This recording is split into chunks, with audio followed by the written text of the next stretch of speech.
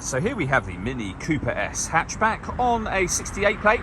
I'm going to start off by showing you in the boot, and then we'll hop in and run through some controls on the inside of the car from there. As we approach the back of the car, you can see we have reversing sensors and those twin tailpipes as well. Plenty of boot space, along with that 60/40 split folding rear seat, should you wish to increase this space even further. And it can be increased further again by folding this tray section and then folding it again. Okay, now that we're inside the car, we're going to start with the dials. On the left-hand side, we have the rev counter, we have the speedometer in the middle, and the fuel gauge over on the right-hand side. Also in the middle, you can see the total miles of the car. They are 16,664. You can change information displayed above that by using buttons on the steering wheel. You can, for example, have a digital readout for the speedometer displayed there.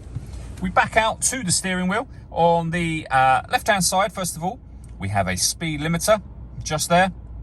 Cruise control in the middle, and over on the right hand side we have stereo and also phone controls as well. The phone controls can't be used until you've paired up the phone to the car, and that is done over on the touchscreen in the center just here. So you would hit the phone icon, then manage mobile devices, and then you connect a new device from there.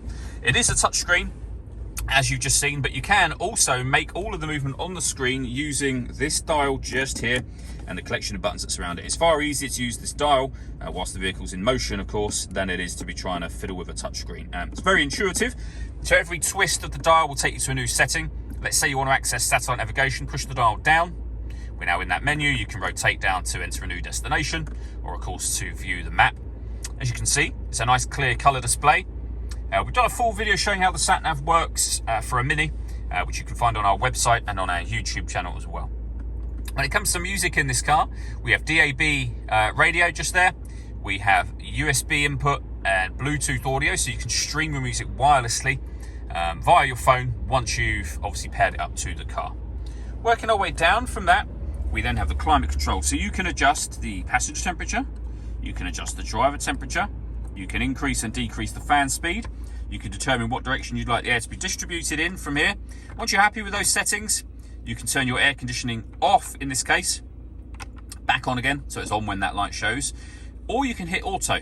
In doing so, the car will now take control of the fan speed and the direction of the air to maintain those temperatures for you. Press auto again and you go back to whatever setting you had it on previously. Down the bottom here, we can recirculate the air that's in the car. That's a great way of heating it up or cooling it down quickly depending on the temperatures you've set just here.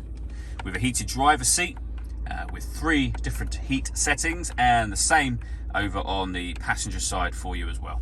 Underneath that, we can turn off the stop and start. This car is designed to cut out when it's stationary in traffic to save you fuel. That system is off when that light shows. We can start and stop the engine from here. We have our traction control, which we can turn on and off. We can change the driving setup of the car, so you can put it into green mode for town driving, mid, which is your everyday driving, and sporty mode as well.